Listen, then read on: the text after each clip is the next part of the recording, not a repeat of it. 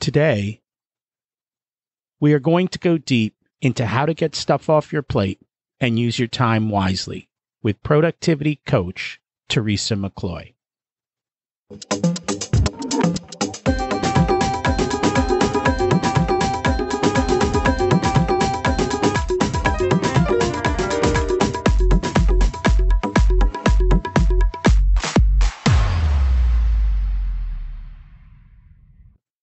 Welcome to Richer Soul, your journey to a more purposeful, intentional, amazing life.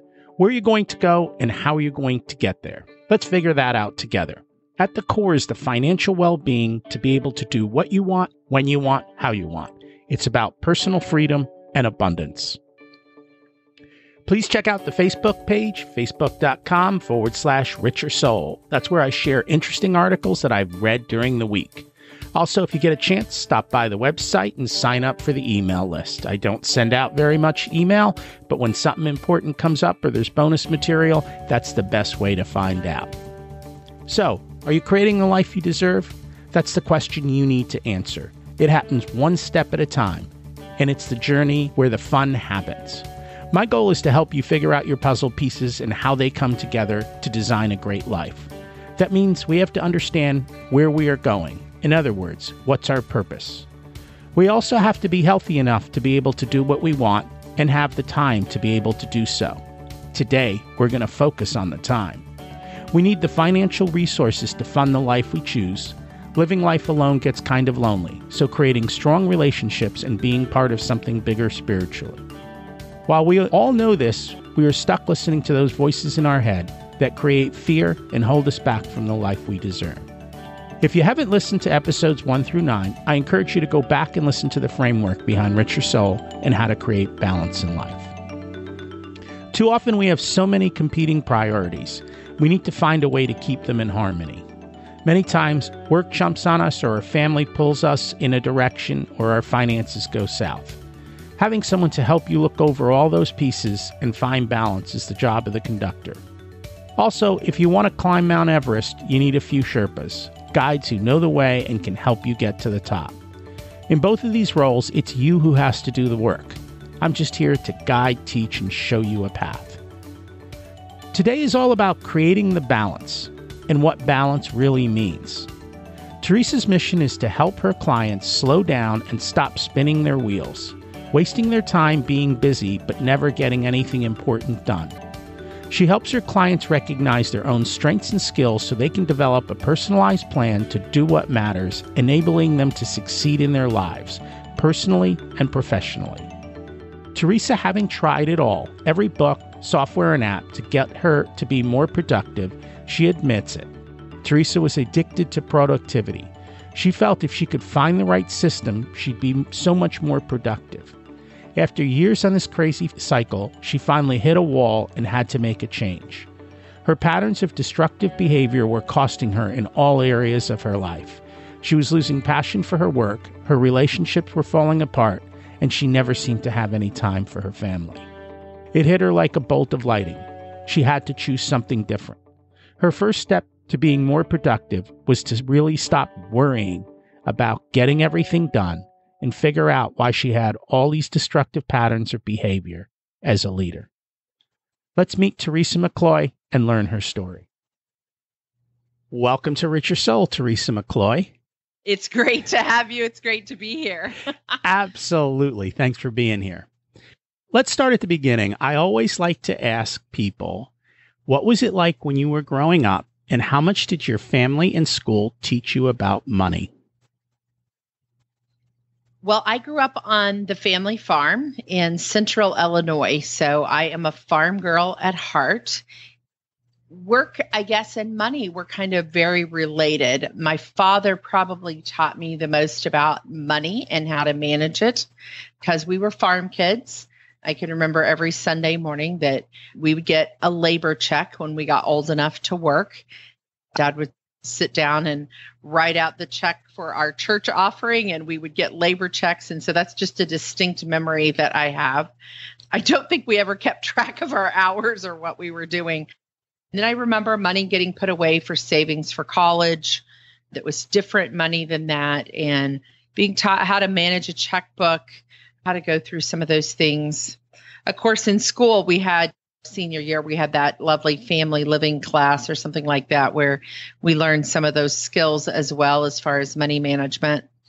I think the weakest thing that I didn't learn, not to say my parents didn't do a great job with teaching how to manage my finances and those types of things, but was probably in the idea of like taxes. And I remember some of those things being a struggle when we first got married, or even when I was first working, as far as some of that paperwork type stuff. But financially, my parents did a great job of teaching us how to manage money. That's awesome. That's a rarity amongst most of my guests. In most cases, they didn't learn a lot from their parents. But I guess since you were on a farm, the farm was a business, correct? Absolutely. So I watched my dad manage a business hands-on. And farming tends to be one of those businesses that's a family business. And so kids are kind of expected to be a part of it. And it's a great learning environment. The family is together and they work together.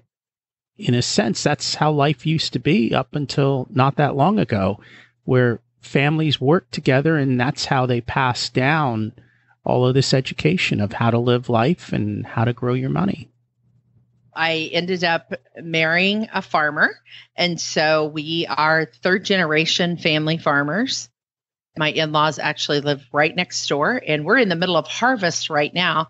So to be honest, Rocky, I was actually out on a tractor this morning because we're in the middle of harvest, or just started harvest. We still carry on those traditions and have taught our children the same way. They worked from a very young age. So they've been paid for that labor and learned how to manage money. We don't do the credit card thing, that type of thing. So we're pretty old school still here on the farm. That's cool. Sounds like you've taught your kids the same way. I guess in the modern world, if you've got a side business or a business, or you're doing something else, I think getting kids involved is a good idea. Unfortunately, up front, the amount of time to teach your kids is much higher. Because I remember when we had gardens when my kids were little, it was like you'd plant stuff and they'd step all over it. And it was just like, you know what, just it would be better if they weren't here. But if you don't have the time to teach them that, then later on you're stuck doing it all still. And so you've got to put the hours in to make sure that they learn how to do things. Yeah, my daughter is in college and she was home this summer, taught her how to work for me as a virtual assistant. So even as she went back to college, she still does some things for us business-wise, because in today's technology, she can do those things. And so, we've saved money to help her with college, but we're also, you're always giving your kids money, so to speak, along the way with college, or a lot of parents do. And so for us, it's a trade-off, labor for that instead of just handing out the money. That's good, because it teaches them more skills. And when they have to work for the money, they tend to value it more. And they understand that it takes work to get money. Yeah. I mean, it's a good and a bad. Strangely enough, it in some ways tied into some of the things I talk about, where I probably got that workaholic nature, though, because then that's where you could find your value. And so I had to do a lot of work around that mindset shift of not thinking that my value only came by how much I worked and how much I produced and how much I earned. Can you go a little deeper on that when you say that? Yeah, I just became, my parents taught me well about money, and I had a wonderful childhood and a wonderful life growing up. But the message that was delivered to me was also that your value comes through work. Your value comes through, kind of that what you can produce. That's a part of my nature and my makeup anyway.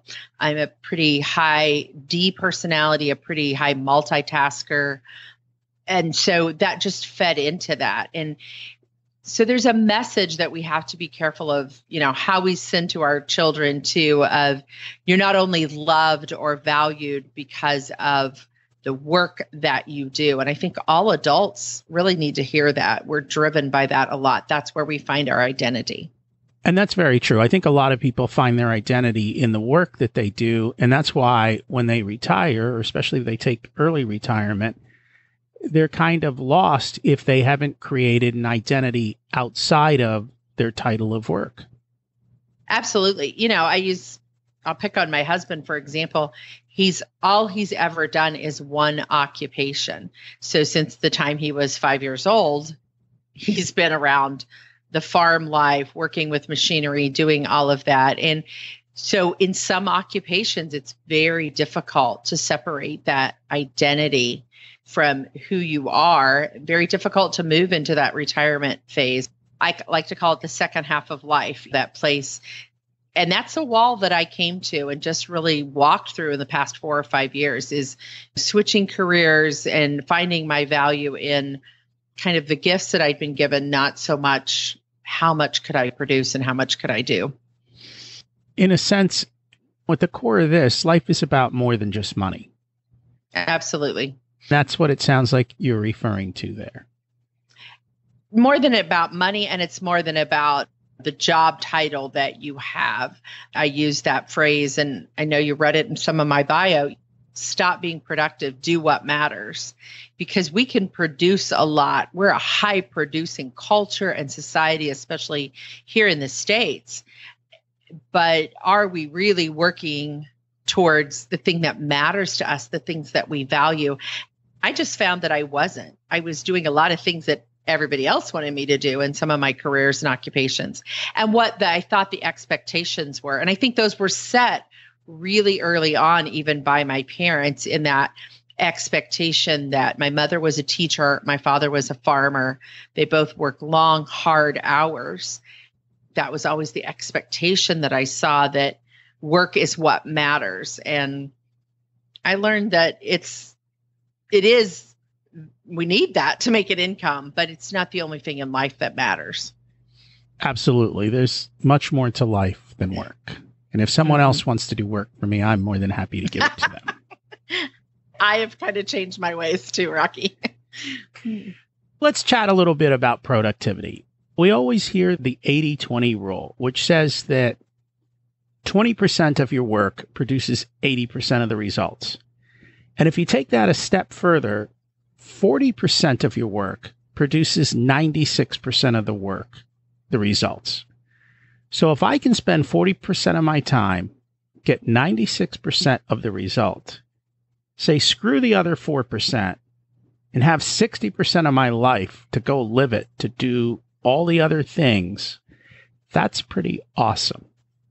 And I know you like to talk a lot about productivity. And I do. Focusing on how do we sit down, and what advice do you have to get rid of the 60%? And what even is the 60% that produces no results that we spin our wheels on?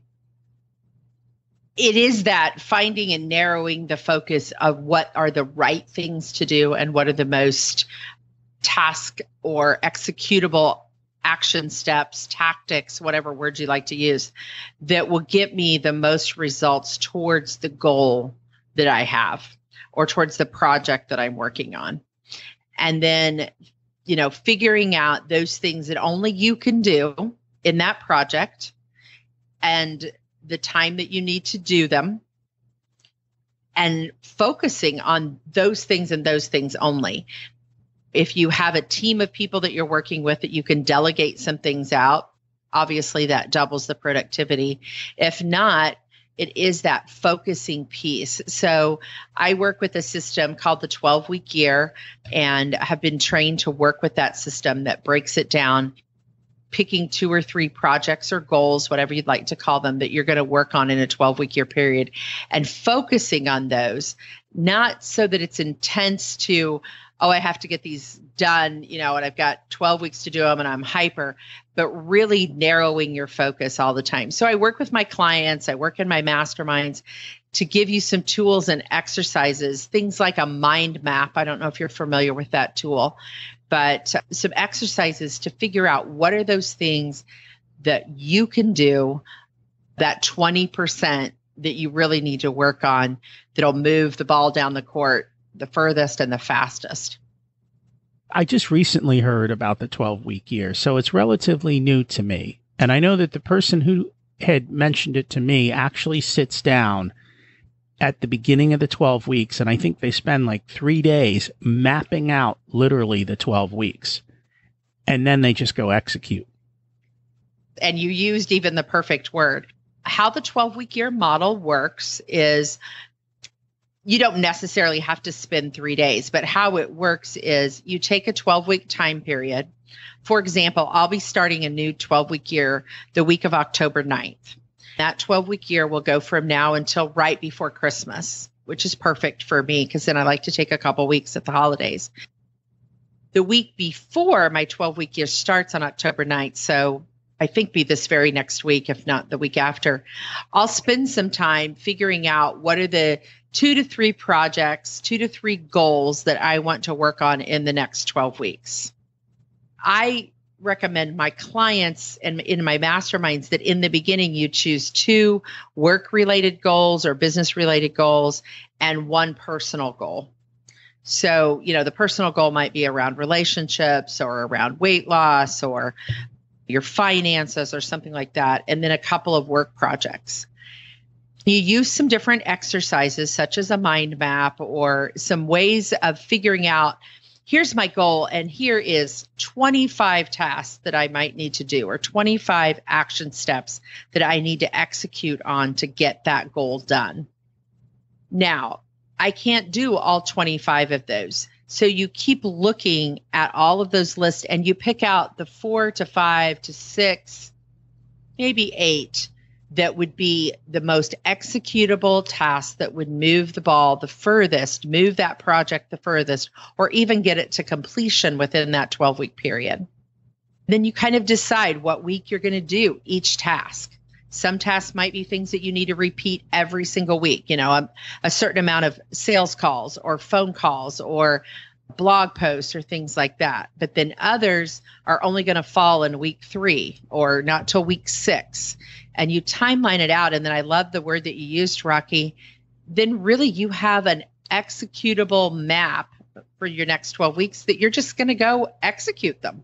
And you're just going to go do them. What we do is we have a fear of that execution piece. We're great at making the list, but we never get around to doing it.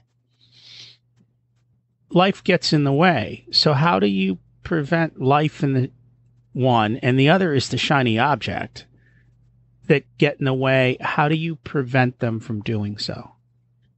Well, you can't prevent them. And that is why my whole branding, I guess you would say, around the work that I do as a productivity coach is called real life productivity. Because I kept having people ask me the same thing, like, but I have life going on. This is great in theory, but real life happens. And real life does happen. And so how we work within our real everyday ordinary lives is we don't overcommit. We don't have too many goals that we're working on. That's what I said, 2 at the most, and then maybe 1 personal. And maybe the very first 12-week year that you do, you only work on 1 goal. Because remember, you're going to take that 13th week off, replan, and then you're going to start over again. So this isn't a 12-month system. This is 12 weeks at a time. You're working in your calendar and you're blocking out sometimes, we call them strategic blocks, where you're working on those specific tactics and action steps. And you really just need a couple of those a week, an hour and a half to 2 hour strategic blocks a couple of times a week where you're doing that deeper work, some people call it. You're not working where you're distracted, you're turning off your technology. You're really doing the deeper work. And you save those distractible tasks like email, social media, returning a phone call, setting up appointments, and you block those all together in what's called a buffer block. And I like to have a couple of buffer blocks a day. So maybe 1 in the morning and 1 in the afternoon right before I leave the office, where I get those things done. But they're not interrupting my deeper work strategic blocks. It's amazing what we can get done in a couple of hours if we don't distract ourselves all over the place and we really work on those big strategic blocks on getting those executable tasks. I've read a lot about this, and I've heard a lot of different ways to do it. I know people have email auto replies that say, hey, I reply to my emails at 10 and 4. I'll get back to you shortly. Do they also create a certain space so that nobody is interrupting them as well? I think that is the ideal situation, is that if you can take an hour and a half to 2 hours, put your phone on silent. We've just become so accustomed to being available instantaneously. Email etiquette really does say we have 24 hours to respond. We used to have snail mail, if you remember, where we went out to the box or to our post office box and we got our mail and we read it and we responded by letter or whatever. It wasn't that long ago that that's where we lived in. And we have really let other things drive our agenda instead of us driving our agenda. It could be the email, it could be a phone call, it could be a text, it could be turning on social media and getting caught in the web of Facebook or Twitter or Instagram or whatever and reading what everyone else is doing. You mentioned it, shiny object syndrome. Oh, look at what they're doing. Look at what they're doing. Maybe I should change my direction. Maybe I have the wrong goal or project. Maybe I should be more in the local space. Maybe I should be working in the online space. We ask ourselves so many questions that our mindset gets shifted. It feels like we're doing something. Brain science, our limbic brain loves that endorphin and that energy, but we really get ourselves so far off track and get distracted by all of these side things that are going on. Currently, I keep my phone in silent mode, although it will buzz. And I think the next step is just to put it in airplane mode when I need to do work. That is what a lot of people do, Rocky. And I recommend that for people that really are in high demand and get a lot of text and phone calls and that type of thing. Is airplane mode is a great thing. Again, I love brain science and some of the brain things. And they say it takes you 10 to 15 minutes, if not longer. Even if your phone buzzes, you kind of go, I wonder who that was. Should I have answered that? Should I not have? And it breaks that creativity space. It breaks that ability to stay focused. Very interesting. Very, very interesting. I know you've written, I think, an article. It was 5 things to stop doing. So clearly one of them is checking email. Yes. What are some of the others? One of them is, and this is an odd one, but one of them is writing things down in multiple places and recording things in multiple places. I recommend when people first start a 12-week year that, and if they're going to use that system or any system, that they buy a cheap $1 notebook from the dollar store and write the month on it. So we're coming into October, you'd write October in it and take your notes, take all of your things that you want to remember to do, all of that, and write them in one notebook. Sticky notes have to go. And I know the companies who make sticky notes wouldn't like me saying that, but we lose those kinds of papers or writing things on receipts or all of that kind of thing. I mean, it's just very distracting. It's one more place that we waste time searching for things. So one notebook per month or one notebook per 12-week year, depending on how many notes and that type of thing that you need to take.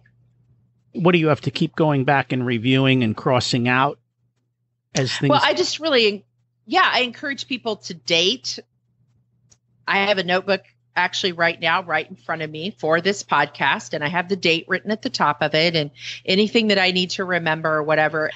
What I do at the end of the day before I leave is then I look through all my notes from that day, turn to a new page and create like a to-do list or an, kind of an action plan out of that for the next day. Some people like to put that in actually a task management software or things like that. And that's a great thing to do too. But just flipping over in your notebook and making a new page for the next day. I struggle with notebooks because I don't always go back and look through them. They get overwhelming. I struggle with the task managers because you get too many tasks on them and they become overwhelming. And so I've used 2 different systems. If I need to do something at a particular time, it just goes on my electronic calendar. And at that time, it beeps and says, call so-and-so, do this, do that, whatever it is. The second thing I do is use your dreaded 4x6 sticky notes. But here's what I do. And sometimes, like every so often, it gets overwhelming. I have 8 sticky notes. I'm like, oh my God, I have so much work to do. Then I sit down with my 8 sticky notes and I combine them all. And when I'm done combining them, I usually have 2 sticky notes that are half full, one for work, one for personal. And I'm like, oh, this is doable. And then I execute. I just find for me, having that 1-page sticky note for the day helps me have my task list for the day. And then I can just cross it off. And if I get behind, okay, they pile up. If I don't get behind, I just start a new sticky note with the task list of things, that 1 item or 2 items that didn't get crossed off.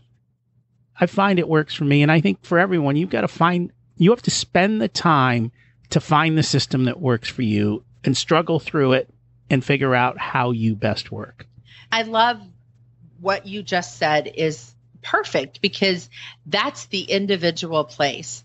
What I call the 12-week year, or the name for my mastermind as part of that, is Extraordinary 90. When you take 90 days and you really work through some things, such as you just talked about, you develop your own system of what works for you. For some people, it's keeping the list in the notes on their phone or their electronic device. For some people, it's typing it on the screen of their laptop. For people that have multiple conversations and a lot going on that they want to remember, the notebook thing works really well. Some people like to write things down, other people don't. It is learning that individualized system that works for you. There's no book that you're going to read or no theory that's going to tell you exactly what fits you. That's why I call it real life productivity. Your life is different than my life.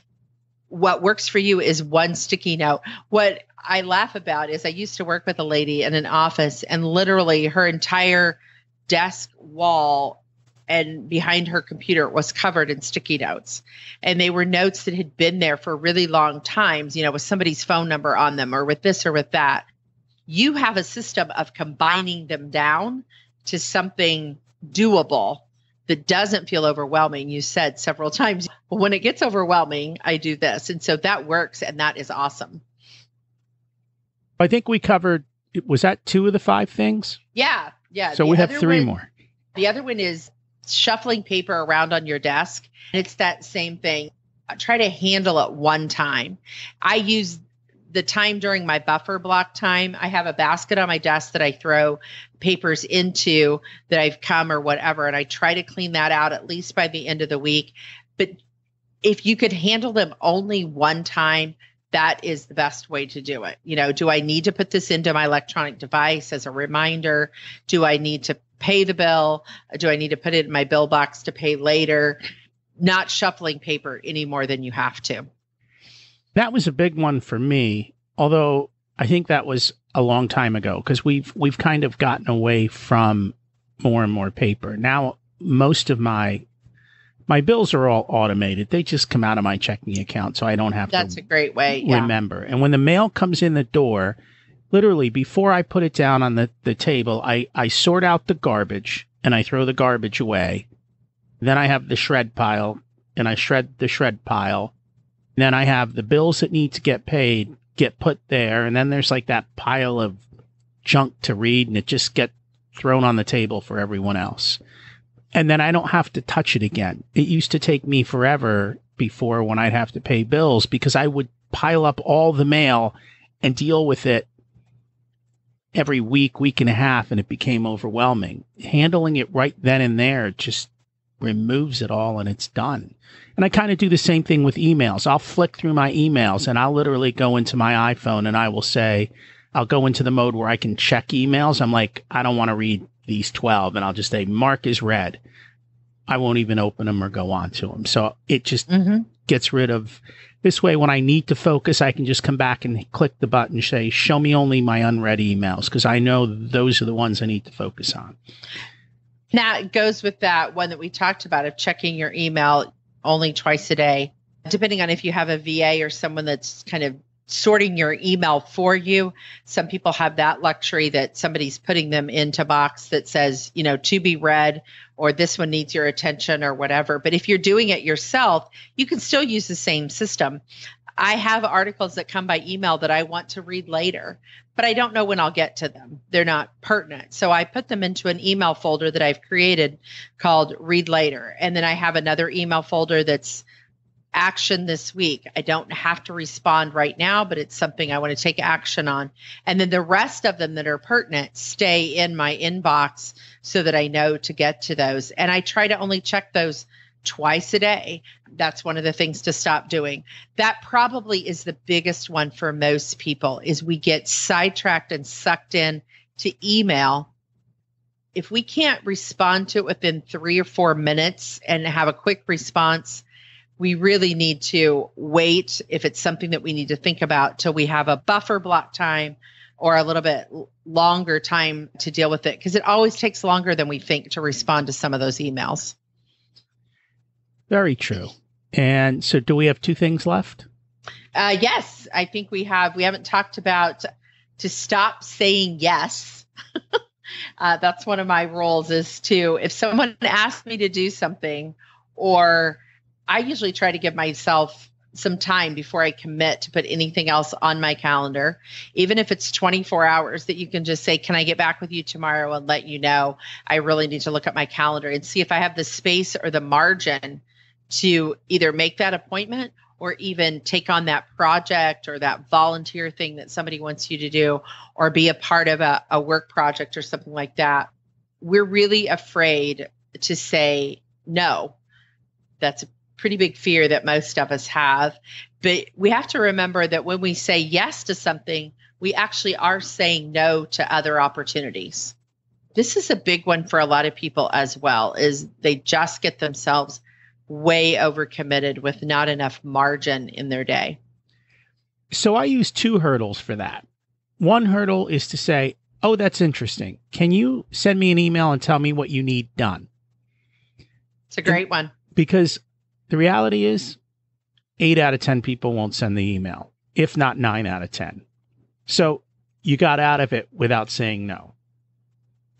And the second thing is, especially more so at work, is when you look at it and it's something you have to do, is then to go back and say, well, what can you remove from my plate that's no longer important? And then if someone else is shoving onto you, they've now got to make a choice of what do they want you to work on and what will they remove and maybe give to someone else. And that's exactly what I say in this article of these 5 things is, could it be delegated? Does it need done right now? If I add this to my list, what won't get done? And we have to think of that too. If we're working with a team of people, Rocky, if I give someone an assignment and I say, this needs done, by the end of the week or within the next 2 days, the best question they could ask me back is, so if I work on this, what do you want me not to work on? Because then I'm realizing, okay, I just asked them to do something and I need to decide which one is the greater priority to me. So many people get frustrated with a coworker or with someone that works underneath them because, well, I gave you this to do. Yeah. And you told me that was the priority. So I didn't do this other thing. I think that's just a good place to remember, even as we're asking other people to do things, is what else have I given them that I now don't want them to do? Very true. And what's the last one? And then the last one is actually the first one on the list. We've kind of done them out of order, which is great, but stop working more than one project at a time.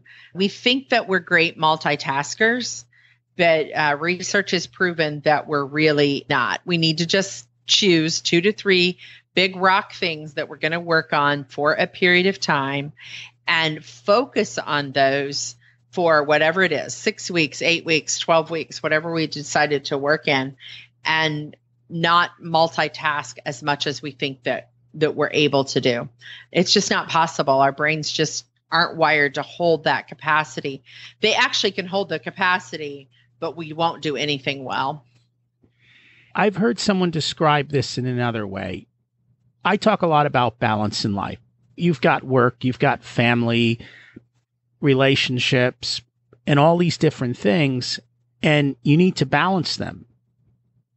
People think that balance means everything's always balanced, and it's not.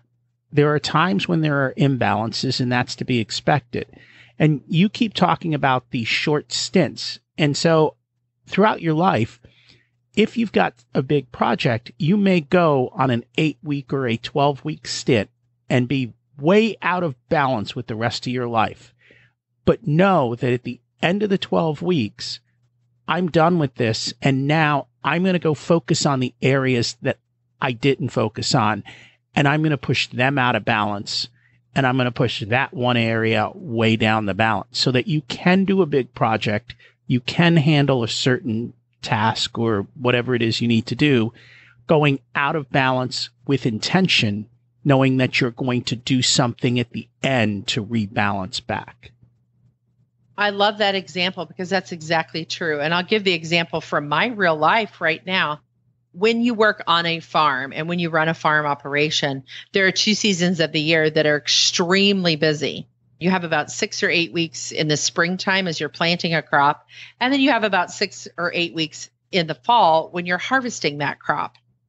You work literally, 14, 16-hour days during that time. But so that's way out of balance. But that come November or, first part of December, that you're not going to be working like that. And you're going to be working in a different way. And you're going to pour back into your relationships. And, you're going to spend time with your spouse and you're going to do things. And there is balance, but I don't think it always comes in the way that people think that it does. And I think that's kind of a misleading thing. And I love what you're saying there because it's exactly what we do in life. A crisis comes and things get a little bit out of balance.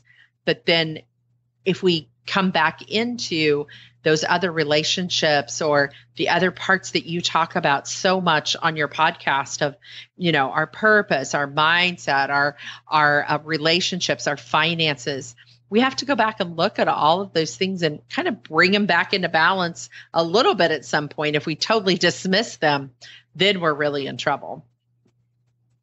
Absolutely.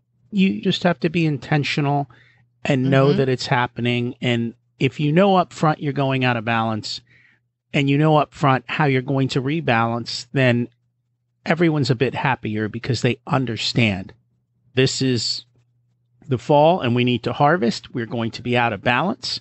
And when we're done with the harvest season, we're going to go do these fun things and we're going to rebalance the opposite direction. And at the end, it comes together. And I think the bigger thing is too many people are living at the edges. And when you're living at the edges, you can never rebalance because you never have enough time. So you've got to figure out how to use that 80-20 rule to work at 40%, so you have 60% to create these sprints and these times and rebalance in there. Yeah, I think so many people too, we don't really know what is our greatest values, what really matters to us. I love the term that you use, and I use that term myself, that living on the edge, where like if somebody would give me one more thing, I would literally fall over the edge. And so we don't have enough margin in our life. We've said yes so much. We're trying to work on multiple things that we don't know what our ideal kind of life would look like because we've never slowed down enough to kind of dream in that capacity of, gosh, what would be different if I just chose to not do this, or I didn't do this, or our kids weren't in, 15 sport activities and 3 musical instruments and whatever. We just so overcommit with not only our own selves, but our whole entire families that we've never stopped to think about what is my life and what am I driven by, what really matters to me. My style of productivity really connects to the deeper self of what really matters to you. Then we can go figure out how to make that a productive life, not just about doing more stuff. You talk about something that I was not familiar with before this, which are Enneagram types. And is what you were referring to kind of relate to that? It does. And there's lots of different ways to pronounce Enneagram or Enneagram. there's lots of different ways to pronounce it, but the part of the word, the first part of the word means 9 different spaces or 9 different types. And those 9 types, it's a personality assessment tool similar to a DISC or a Myers-Briggs. It goes a little bit deeper than some of those because it really dives into a deeper look at ourselves. What are the things that drive us? What are the things that are always going to kind of trip us up, kind of take us to that darker side of ourselves, for a lack of a better word? There's just 9 different spaces that we can sit in. There's different assessments that you could take to find out what your space is. You can talk a little bit more about that if you'd like to. Absolutely. I just went online and I Googled and I found a free one and I took it. On the Myers-Briggs, I'm an INTJ. Okay. In here, it showed up as the 2 highest types were a type 1, which is the reformer, and a type 8, which is the leader. Mm-hmm. And my lowest one was type 4, which says the artist. My first question to you would be, does that feel natural to you when you hear those descriptions? Would you say that that is an accurate assessment? To some, yes. Some of the ones that I thought would come up higher weren't. I had a lot of, so those 2 were 7s and I had a few 5s. And so maybe it's just, it seemed on the high side, I was a little bit more balanced. On the low side, it was mostly the 4 and the generalist, which says productive type. So that's a 3. The productive type, which was 7, was a 2. Maybe I'm misreading what productive type means. Yeah, well, I'm not sure what assessment you took. I mean, Okay. There's lots of different assessments. So I can kind of describe how I work with the Enneagram. It's one of these tools, I mean, just like a DISC or a Myers-Briggs or a StrengthsFinder, that depending on how you were trained to work with it and how you were trained to assess it, the best way I can describe it is there are 9 different spaces that people can sit in. So you mentioned that type 1 and type 8. So if you would look at an Enneagram, it's actually laid out in a circle with lots of lines going different directions. It looks kind of scary sometimes when people look at it. They call those arrows, and because we can feed off of different numbers as well. So a type 1 reformer, I also call it the perfectionist. They're a person who really likes for things to be done right and correct and orderly. A type 8 is sometimes clarified as the powerful or the leader. They're very straightforward, usually pretty blunt and direct, really enjoy that space of leadership and power in an organization or in an environment. But both of those types sit up at the top of the circle, which is what I call the body space. The 8, the 9, and the 1 sit in what's called the body space. So they really feel everything through their body. They really connect through their body. The 2, the 3, and the 4, which are on the right side of the Enneagram, are kind of the heart space or the emotional space. So if one of your numbers falls in the 2, 3, or 4, you're probably going to process most things through an emotional connection. The body space processes through that gut reaction space, a general way to say it. And then if you come into the 5, the 6, or the 7, and you find that that's kind of where you fall in your home space, then you process everything that comes to you through your head space or through your thinking. And so so you have a body space, a heart space, and a head space. Everyone processes first through one of those spaces. That doesn't mean we're not in connection with the other 2 spaces, but we're less connected, if that makes sense. We have like a home base that we process through. And so that was interesting to me when you said my higher numbers were the 1 and the 8, because both of those are in that body space, that gut reaction. I know what I want to do pretty quickly. I can make decisions pretty quickly. I could reform something. I could lead something pretty quickly. And so what I try to do when I first work with people in the Enneagram is just to even ask them some questions like that. What do you do first? Do you think things through and process? Do you make decisions based on how others will feel and how you will feel? Or do you just instantly know the direction that you will go and what you would decide? That really helps people to even just know that they fall into one of those spaces. Now that you've explained it, it makes a lot more sense. Good. I'm glad. I do a lot with real estate. I flip houses. I buy rental properties. Literally, we can walk into a house and inside of 20 minutes, I've made a buying decision. Yep, we're buying this house. Nope, we're not buying this house. Or yes, we're buying this house and this is my price and this is what I'm willing to go to. Let's just go. And even in other situations, if I walk into a situation and there's no leadership in the situation, I will step up and say, all right, let's go. I'm not just going to sit here and wait for everyone to figure stuff out if no one's going to get us moving in the direction that we need to go. And that's very much an 8.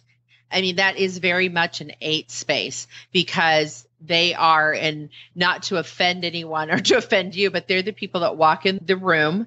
And I know you've met people like this and kind of are like, okay, who's got the power in the room? Who's in charge here? Because if nobody is, I'll take charge. They don't mean that in a bad way. It's just in their nature to move to that direction. People that sit in the body space of an 8, a 9, or a 1, they all do it differently. You know, an 8 is a very forward moving number. And so, or forward moving space, just like you said, you will do that. A 9, on the other hand, feels things in their body, but unfortunately, what they bring to the world is peace and that ability to do peace. So they're the people who either are really good at handling conflict, or when they go to their dark side, they'll avoid conflict. You know, they still feel everything though through their body because they don't want that conflict to happen. Whereas a 1 wants to work to make everything perfect and good and move in more of that. It has to be right, or I need to reform it. So all 3 of those are in the body space. I fall in the heart space or the emotional feeling space. I'm a 3. A 3 brings productivity, effectiveness, efficiency. Hence the reason I'm a productivity coach and speaker is because that's just my natural way to see things. I see how could we do this more effectively, efficiently? How could we put it into a process or a system? And that's what I bring. But my biggest fear is that something will fail. Something that I've created that will do that will fail. So with every space is this gift that we bring. And with every space is kind of this fear space that we go to in our dark side. That's where it can be really an amazing tool, because if we know what that is and we're aware of it, then we can learn to be aware of it when it comes up in our lives. This is very interesting. And because it's funny, because I am a systems person too, but yet that particular area didn't pop up in there. And that's okay. I think the biggest thing for people is there are so many different personality types. To me, it's like, take them all, see what they all say, and figure out for yourself what changes you need to make yourself better. And also look at what your risks are. In other words, what's that? I think you called it the dark side. Mm-hmm. Know your risks, be aware of it. So when those situations occur and you go into that space, you go, oh, I'm going there. I'm going to need to step back and retrench and do something a little bit different. Depending on what kind of books you're reading on the Enneagram, it's used a lot in business. It's taught in a lot of colleges at the business level because it is a tool. You don't want to play with it to be able to manipulate people, but it is a tool where you can learn for sales and different things how to read people in some ways. But then if you're using it in a spiritual way, I like to call it the true self and the false self. We have a true self that can bring the gift of the space that we sit in. And you talked about it earlier, living on our edge. But if we're out living on our edge in our false self, for the 8, for example, then the aggression can come, or I'm dominating, or those types of things. Every number has their false self side as well as their true self side. That awareness piece, though, is what can make our life so much richer in our relationships. And that's why I love the Enneagram. It goes to some different places that some other assessments don't, but all of them work to help us know ourselves better. And that's the piece that we're really working for. That's the deeper work. Very much so. And I've spent a little bit more time in the Myers-Briggs space. And I know that from that space, you can look at someone's Myers-Briggs type and it can help you plug them into the appropriate role in a company. In other words, certain personality types are very good at doing X, bringing the big picture story, but they can't execute on anything. And another type is very good at executing on something. So if you put those two types together, you get the big picture and the execution. Learning how they all kind of fit together within an organization and how those people fit together. And if you put the right people in the right place for that organization, you get so much more success than if you have all the wrong people in the wrong places. I do the same thing when I'm doing team building, and I use the Enneagram, and I have everyone on the team take the Enneagram, because if everyone on your team sits in the thinking space, if everyone is only doing thinking and they're never, anyone is coming from that gut reaction space, they're never going to move on anything because they're just going to think about it and think about it and think about it. Or if everybody comes from the heart space, all about emotions, it's going to be a lot of drama going on within your team. So it is that balance that we can bring as a team and an organization when we know the right seat on the bus for the right people, and that we're hiring a balance of people in our approach. Very true. And so I think this kind of relates to how you work best and your work styles, or do you go even further with that? It is part of the space that I help people come to as a productivity coach. Is some of the work that we want to do first is just knowing of ourselves and knowing what our style is and who we are. Do we love to work with people? Do we not like to work with people? Are we comfortable working alone, or do we need to work on a team? All of those things matter in our work style. I don't go into a lot of career coaching, although it can lead people sometimes to change jobs the more that they know about themselves. It's just that. And then we can create a system. And that's why I do the masterminds that I do, is because then we can create a system that helps you, comes underneath who you are and becomes an operating system, kind of operate your life going forward, so you don't hit those bumps in the road where you feel like, what is wrong with me? I'm so out of kilter. You know yourself better and know what is the best amount of work that you like to do. How much do you need to be in relationships? You can work alone. You'd like to create systems and processes, or you really need to hire someone to do some of that work for you. So it's a process of just discovering how to bring your best self either to your team and organization, or if you're an entrepreneur, which is what I work with the most, is entrepreneur and small business owners, then how do I bring that best self to my business? Very interesting. So you've talked a little bit about masterminds and coaches. From a personal level, how have masterminds and coaches helped you to achieve the success you desire? That's a great question. I am a great believer in masterminds. I've done a lot of coaching myself, and I've been in several masterminds, and now I lead a lot of masterminds as I go out and I speak on productivity and do some coaching in the productivity space as well a lot. But I really love the mastermind concept, because when you can come together in my masterminds, we learn the 12-week year system. We learn about how to execute an extraordinary 90 is what I call it. And so I walk with you, but then you're also walking with other people, hearing their ideas and what they're doing. There's something about talking about things out loud and brainstorming together that really creates an energy that you can carry forward into the week. In 1 hour, you can have some energy and excitement and challenges by other people in ways that you think and ways that you do, that can carry you through the whole week. The accountability piece is huge as well, I think. We all need people that we're kind of accountable to, that are asking us those questions. How did that go? Were you able to complete that? Were you able to execute on that? And then you can talk through if it worked well and celebrate it or not. I just love the mastermind concept. As do I. I've had a struggle with masterminds in finding the right mix of people. Sometimes that is true.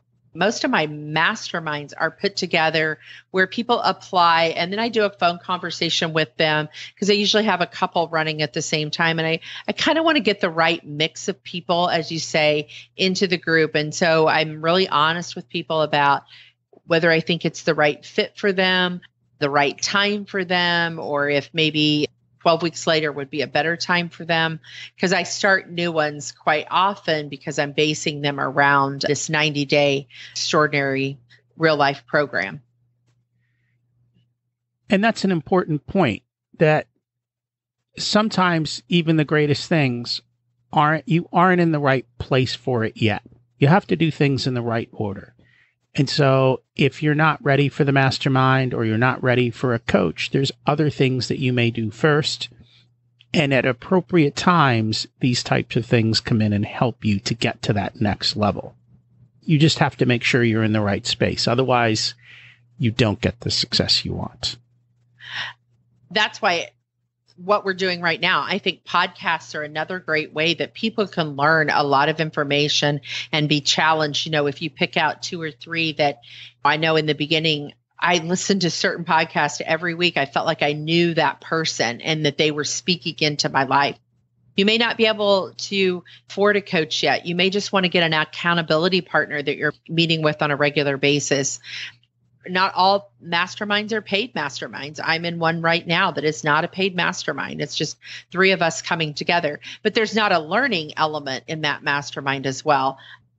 It is up to the person to kind of interview the space, whether it's a coach, an accountability partner, a mastermind, podcasting.